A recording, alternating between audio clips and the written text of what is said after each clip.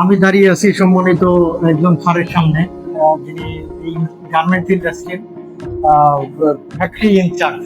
তো স্যার আজকে শুরু থেকে আর কি ছিলেন, আমরা সকাল থেকে আমাদের লোকজন কাজ বাজ করতেছিল এবং প্রায় 3 ঘন্টা আগে থেকে আর কি মোটামুটি মূল কাজে আমরা গেছি আর কি। সেই কাজটা কি, যে একটা গার্মেন্টস ইন্ডাস্ট্রিতে মূল ফুয়েল হচ্ছে গিয়ে যে মূল দরকার পড়ে কি স্টিম। এবং স্টিম যদি জ্বালাইতে হয় স্যার, তাহলে অবশ্যই কোনো না কোনো কি হয় জ্বালানি মাধ্যম 100% লাগবে। তো আমরা এই জায়গাটায় যে জ্বালানিটা সাপ্লাই দিচ্ছি, আমাদের পিছনেই দেখতে পাচ্ছেন স্যার, এবং আমার পিছনে দেখতে পাচ্ছেন যে এখানে এলপিজি আমরা লাগিয়ে দিচ্ছি। এবং এলপিজি নিয়ে অনেক রকমের ধূম্রজাল আছে, অনেকেই বলে যে না এলপিজি নিব না, অনেক প্রাইস বেশি পড়ে। হ্যাঁ, প্রাইস বেশি পড়ে স্যার, এটা কিন্তু সত্য। কিন্তু আপনি সিএনজির তুলনায় অবশ্যই সিএনজি থেকে সেম সেম পাবেন হচ্ছে এই এলপিজিতে।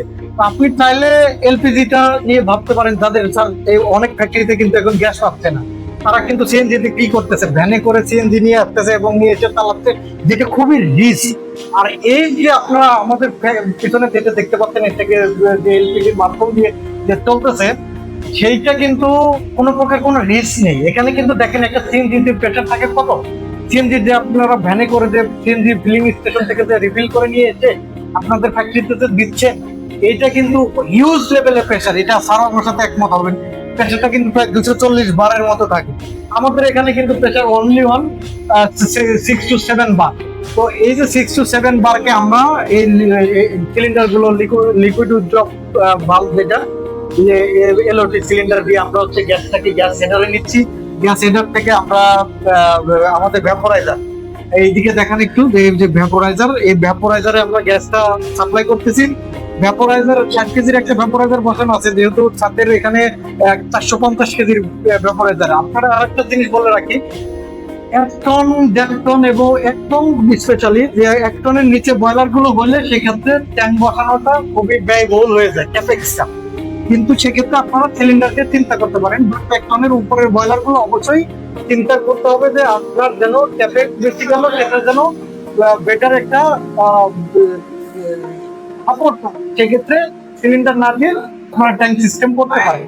স্যার আপনার কাছে এখন একটু জানতে চাই, ওভারঅল আমাদের শুরু থেকে যে ডিল করা, কাজ করা এবং সবকিছু মিলিয়ে আপনি যে আজকে যে কমিশনিংটা আমরা করে ফেললাম স্যার, এই কমিশনিং এ স্যার আপনার উপলব্ধিটা কি, যে এলপিজি কি আসলে ফ্যাক্টরির জন্য দরকার, নাকি স্যার সিএনজিটাকেই আপনারা প্রমোট করবেন, কেমন মানে আপনার তারতম্যটা যদি একটু বুঝিয়ে বলতেন স্যার। অ্যাকচুয়ালি তো আসলে ইঞ্জিনিয়ারিং সেক্টর, যেহেতু বয়লার সেকশন, সেফটি ফার্স্ট। হ্যাঁ, সেফটির দিক থেকে চিন্তা করলে আসলে আমরা এলপিজি কি আর কি বলবো, যে এলপিজি টি আসলে ঠিক আছে। এবং কস্টিং এর দিকে যদি স্যার তাকান, কস্টিং এর দিক থেকেও মনে হয় আসলে এটাই সাশ্রয়ী হবে।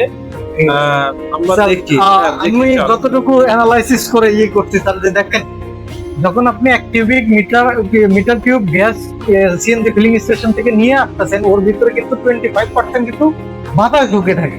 তো আপনি যদি ওটা স্যার 60 টাকায় কিনে থাকেন, তাহলে 25% যদি অ্যাড করেন অলমোস্ট 80 টাকার কাছে চলে যায়।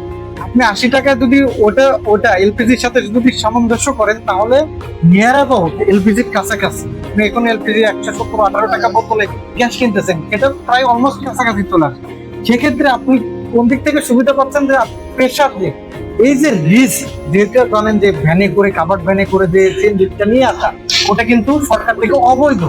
এবং ওটা কিন্তু আপনাদের যে বায়াররা আছে, সম্মানিত বায়াররাও কিন্তু ওটাকে প্রমোট করেন, কেউ অ্যাকসেপ্ট করেন না। বাট এই সিস্টেমটা কিন্তু এলিজিবল, বাংলাদেশ সরকার, পরিবেশ এবং হচ্ছে গিয়ে বায়ার, তারপরে এনএফপিএ সকলেই কিন্তু এটাকে সাপোর্ট করে। তো সেক্ষেত্রে আপনারা যদি নিয়ম নীতিমালা মেনটেন করে যদি করেন, আশা করি এটা থেকে আপনারা বেটার ইয়েটা পাবেন। আপনারা এখন দেখতে পাচ্ছেন যে আমরা দাঁড়িয়ে আছি বয়লারের সামনে। যদিও আপনাদের দেখে মনে হতে পারে এটা কেমন বয়লার, এটা কিন্তু টয় টাইপের মাত্র 50 কেজির একটা বয়লার।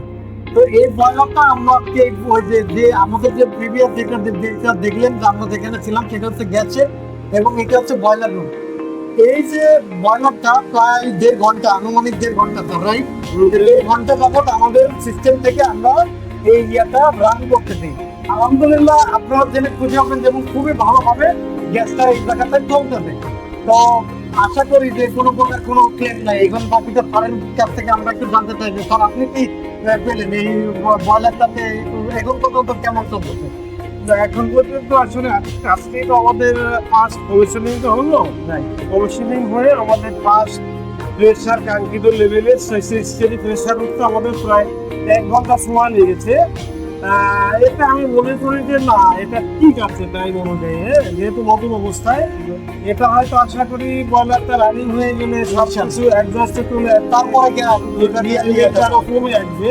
ইনশাল্লাহ আমরা ইন ফিউচারে সারাক্ষীর সাথে নিয়েই আজ থেকে 1 মাস 2 মাস পরে আমরা একটা রিভিউ দেওয়ার চেষ্টা করবো। সেই পর্যন্ত আপনারা সবাই ভালো থাকেন, আশা করি আপনারাও পুরো বিষয়টা ক্লিয়ার হতে পারবেন।